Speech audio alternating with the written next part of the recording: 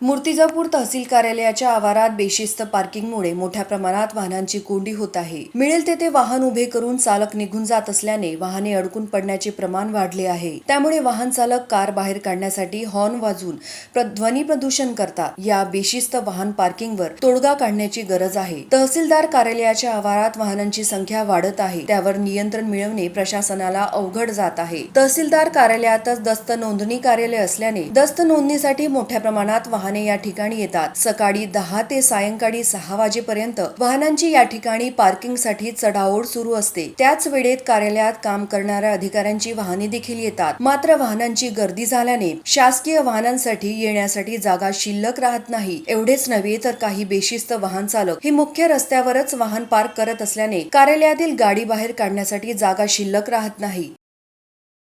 निश्चितपणे तहसील कार्यालय, उपविभागाधिकारी कार्यालय, त्याच्यानंतर आपलं पंचायत समिती, भूमी अभिलेख विभाग हे जवळजवळ असल्या कारणानं योग्य प्रकारे कर्मचारी असोत किंवा बाहेर येणाऱ्या व्यक्ती असो त्या गाड्यांची व्यवस्थित पार्किंग करत नाहीत। त्यामुळे निश्चितपणे लोकांना त्रास होतो। याबाबतीत मागील 3 दिवसापूर्वीच शहर वाहतूक विभागानं संबंधित वाहनं जे होते त्या वाहनांना दंड आकारलेला आहे। जवळपास 29 वाहनांना त्यांनी दंड आकारलेला आहे आणि तशा तक्रारी म्हणजे तशा लोकांनी आम्हाला सुद्धा सांगितलेलं आहे की आम्ही त्यांना सांगितलं होतं की पार्किंगची व्यवस्था व्यवस्थित आपल्या योग्य ठिकाणी पार्किंग करा, रहदारीला अडचण निर्माण होईल असं कुठली पार्किंग करू नका, या सूचना देखील आपण त्यांना दिलेल्या आहेत।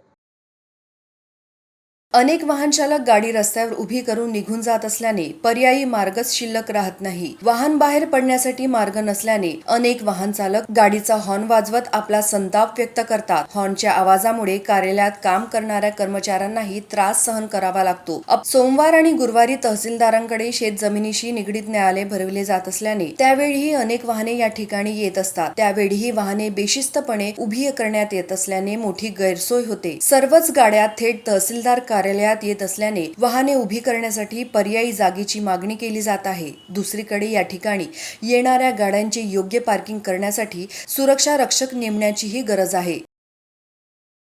संजय उमक, जनमत लाईव्ह न्यूज, अकोला।